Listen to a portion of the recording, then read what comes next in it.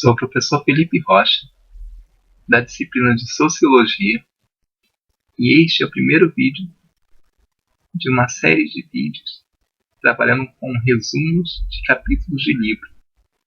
Esse projeto é intitulado Resumos de Livro, e o primeiro livro que escolhi para trabalhar com vocês é um livro bastante importante, um verdadeiro clássico, conhecido como A História da Riqueza do Homem, de Léo Huberman. Hoje vamos trabalhar com o capítulo 1, Sacerdotes, Guerreiros e Trabalhadores.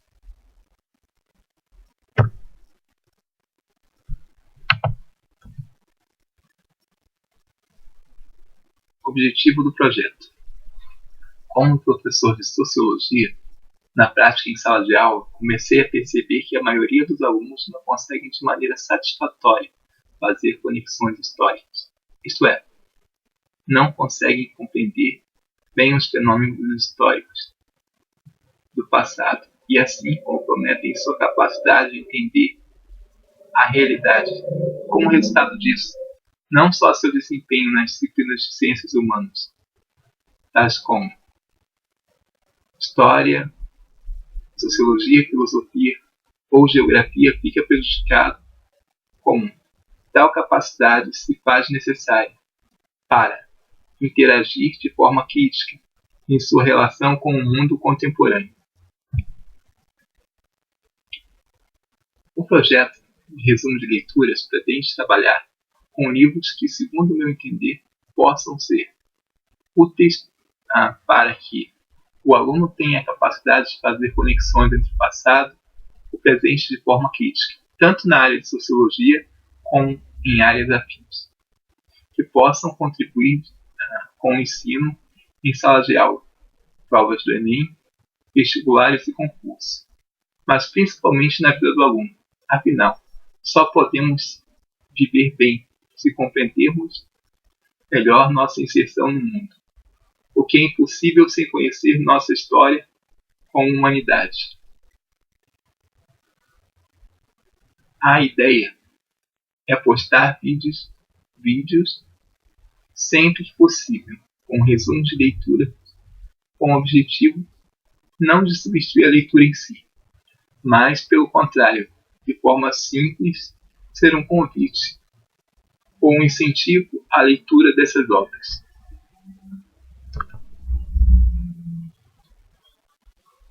Sobre o primeiro livro que a gente escolheu para trabalhar, a história é capaz, é talvez um dos conteúdos que mais faltam, que mais fazem falta a maioria dos alunos.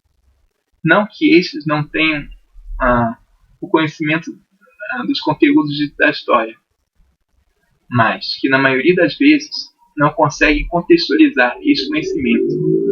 Em sociologia temos sempre que trabalhar com períodos históricos para compreender presentes. Por isso, o primeiro livro que escolhi para iniciar o projeto é intitulado A História da Riqueza do Homem, um excelente livro do jornalista marxista norte-americano Léo Huberman, publicado em 1936.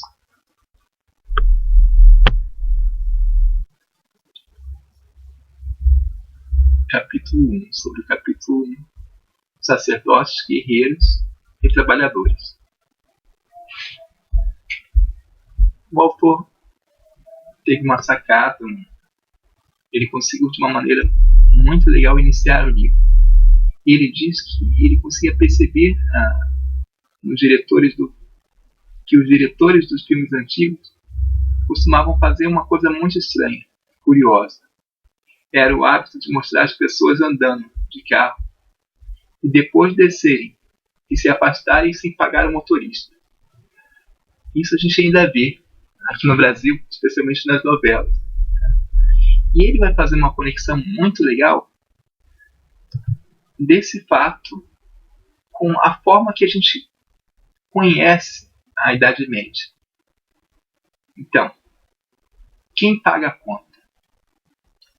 Quando falamos da Idade Média, percebemos que nos livros, nos filmes, ouvimos falar de cavaleiros, damas, heróis, de banquetes, tá?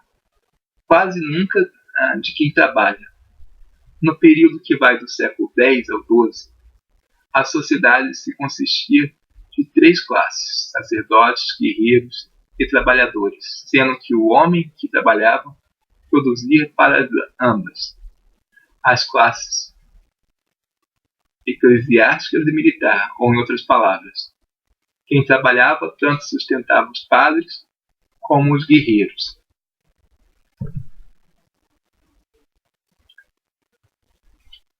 Isso fica bem claro um observador da época que disse a seguinte frase: For the night and the eke, the clerk live by who does the work. Ou, o cavaleiro e também o padre vive daquele que faz o trabalho.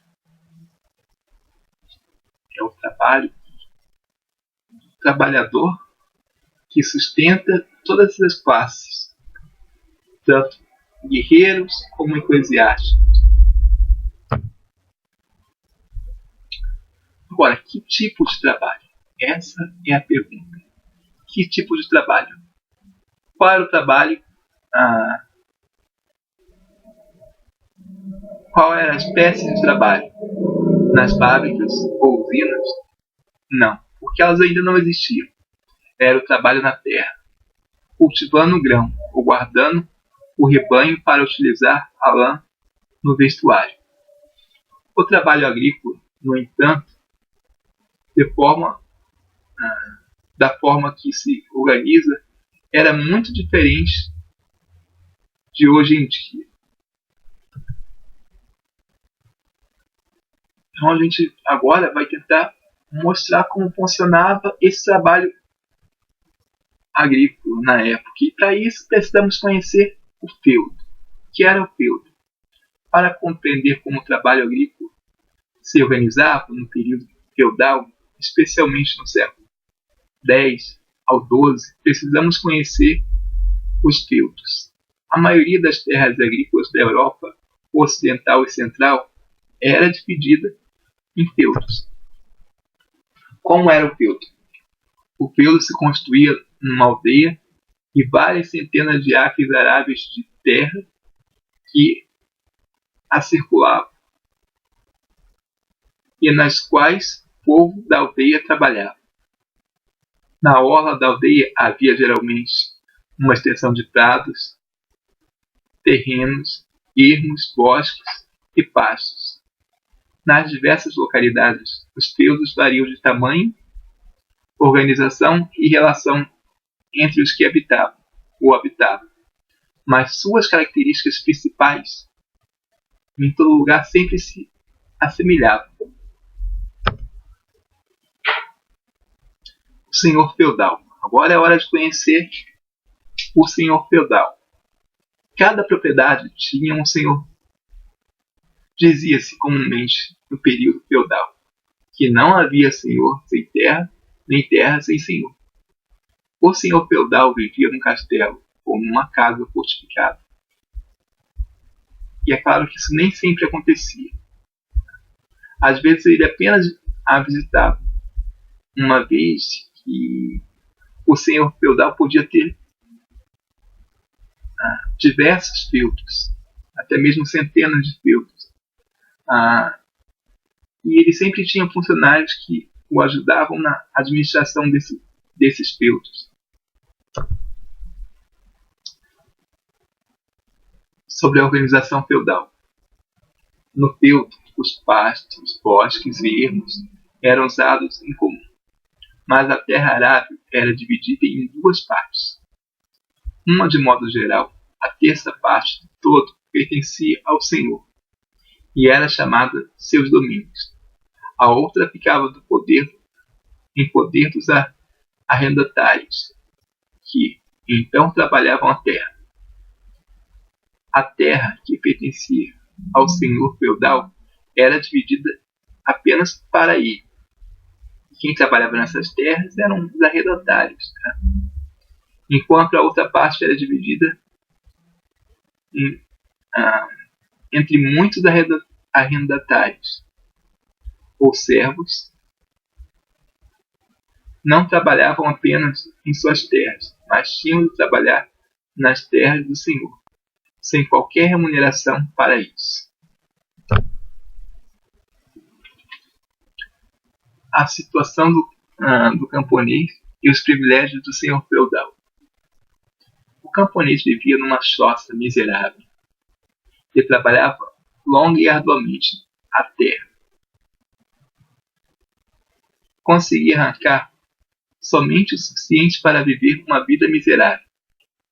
Teria vivido melhor se não fosse o fato de 3 dias por semana ter que trabalhar nas terras do senhor feudal, sem pagamento. No entanto, este era o único trabalho que estava obrigado, pois em períodos de pressa, como em períodos de colheita, era a plantação do senhor feudal que tinha de ser colhida primeiro.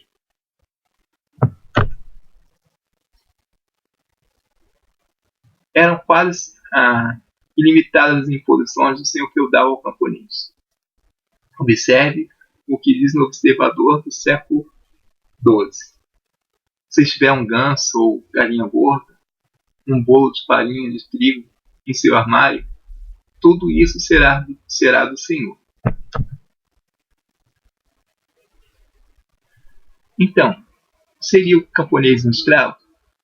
Ao ver sua situação de penúria, você pode se perguntar se seria o camponês um escravo. Não. Na verdade, estes arrendatários eram chamados servos, que em latim, servos, significa escravo. Porém, estes não podiam ser vendidos ou expulsos. Caso o feudo trocasse o senhor, o servo permanecia na terra, pois estava ligado a ela, e isso deu ao servo uma segurança que o escravo nunca teve. Porém, cabe destacar que, no caso do escravo, o senhor era responsável por alimentá-lo de seu próprio trabalho, para que não o perdesse. Já no caso dos servos, o senhor não tinha essa obrigação, pois os servos, que além de trabalhar para o senhor, também tinham que trabalhar para tirar seu próprio sustento da terra. Outra coisa interessante é que na escravidão a gente poderia vender separadamente os membros de uma família.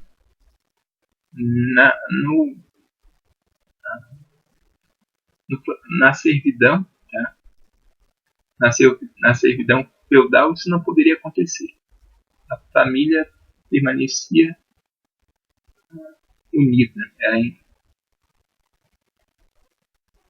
indissociável.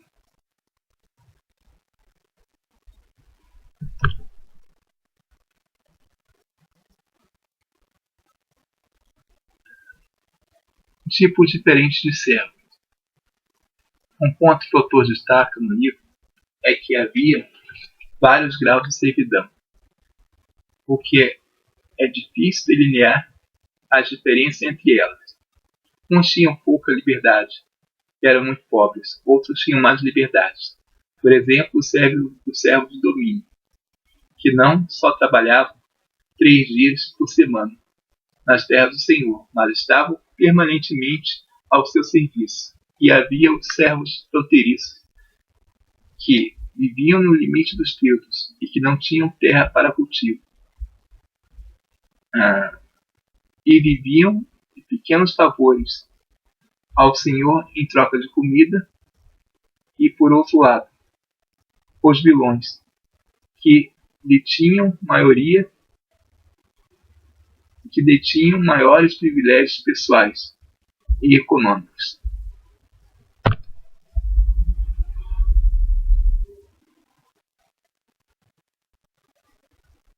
Os servos servem ao Senhor. Sobre a relação de liberdade e igualdade entre senhor e servo. No pensamento da época, não se podia pensar em igualdade. Os servos acreditavam que nasciam para servir o senhor, e este pouca diferença fazia entre o servo e qualquer uma de suas cabeças de gado. Na verdade, no século XI, um camponês francês valia menos que uma cabeça de gado. Existia um título de posse que mantinha o servo e não o contrário, isto é, o servo que mantinha o título. Por isso, um servo era preso à terra, e se fugisse seria capturado, e ele sabia que teria que voltar, pois ele não poderia ser vendido e tampouco poderia fugir da terra. Era como se fosse proprietário da mesma. Outro ponto é que o Senhor não queria perder seus servos, e os casamentos entre pessoas de pelos diferentes precisavam de uma autorização especial desse Senhor. Sobre a lei do feudo. A lei de um feudo, no começo do período feudal, era baseada nos costumes. Em outras palavras, os costumes tinham força de lei, e era o senhor o juiz de um feudo. E a lei não estava necessariamente baseada no estatuto, mas na tradição. Havia obrigações que deveriam ser cumpridas tanto pelo servo para com o senhor, como do senhor para com o servo. No entanto, se essas leis fossem descumpridas, como o senhor era o juiz, era mais complicado que este fosse responsabilizado, o que acaba por beneficiá-lo. Porém, poderia haver, por parte de outros senhores feudais em casos extremos, uma punição, caso um senhor desrespeitasse a tradição por muitas vezes, que poderia ser em prol do servo.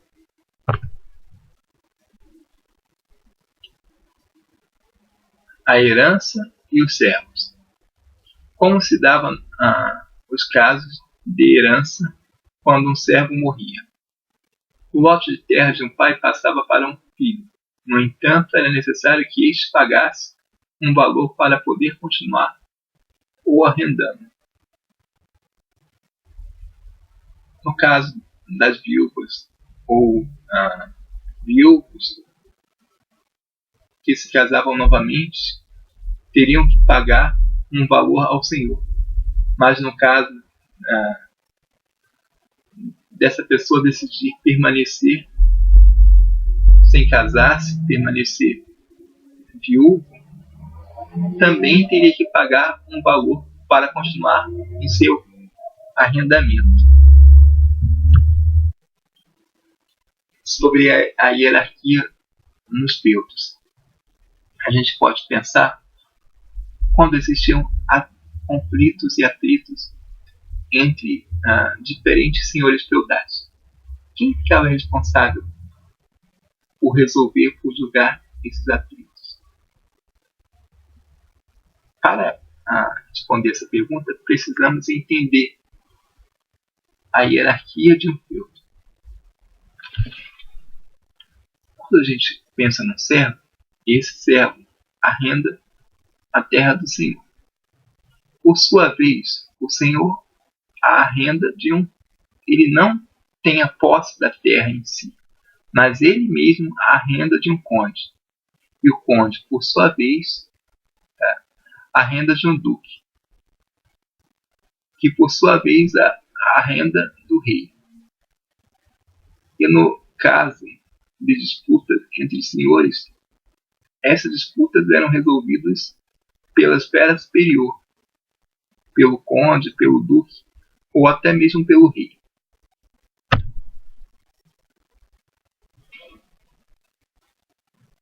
A importância da terra na sociedade feudal.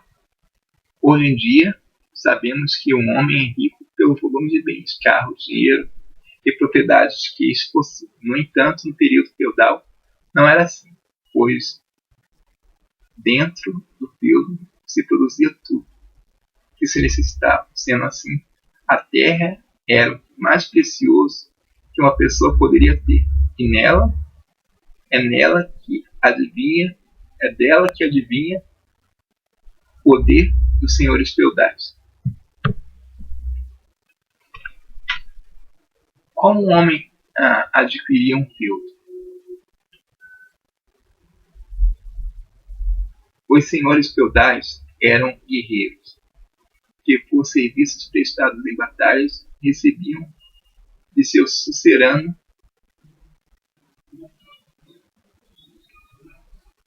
a terra, que lhe cedia em troca de favores, e um determinado valor, que era cobrado como um imposto ou taxa permanente. A Idade Média e a Guerra. É importante lembrar que a Idade Média surgiu após a queda do Império Romano e a invasão dos chamados povos bárbaros, povos guerreiros, que através da guerra destruiu a organização até então vigente no Império Romano. Pensemos dessa forma. Observamos nesse mapa que os chamados povos bárbaros, esses guerreiros, chegaram por todos os lados. Os bárbaros invadiram o Império Romano por todos os lados. Isso fazia que houvesse insegurança. E foi essa insegurança que fez que as pessoas fugissem da cidade e fossem para os feudos em busca de proteção. Os senhores feudais recebiam as terras por conta de sua valentia nas batalhas. Por outro lado, havia uma troca. Os servos buscavam proteção e terra para plantarem nos feudos, e por isso serviam aos senhores feudais através de seu trabalho em suas terras.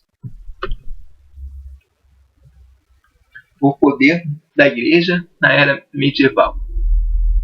A igreja, quando falamos de igreja nesse período, nos referimos à igreja católica, construía uma organização que se estendeu por todo o mundo cristão, mais poderosa, maior e mais antiga e duradoura que qualquer coroa. Tratava-se de uma era religiosa e a igreja, sem dúvida, tinha um poder e prestígio espiritual tremendos. Mas, além disso, tinha riqueza, no único sentido que prevalecia na época, em terras. Então a igreja era dona de muitas terras.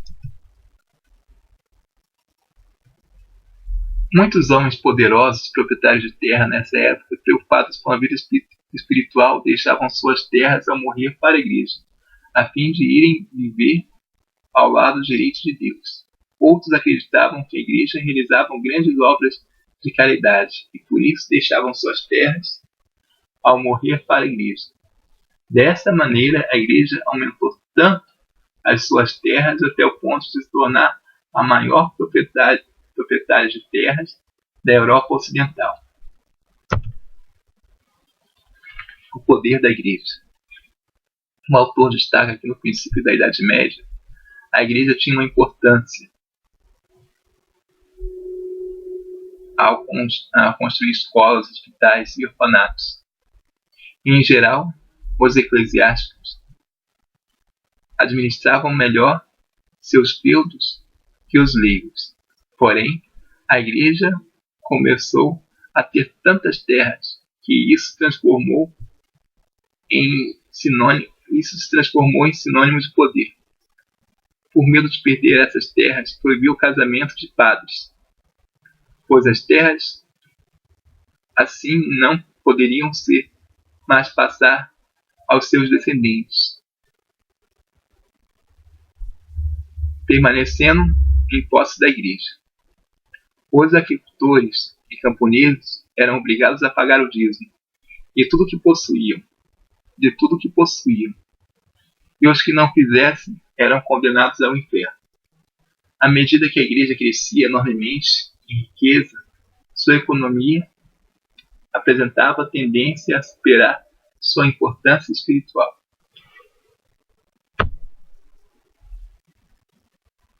Sobre o sistema feudal.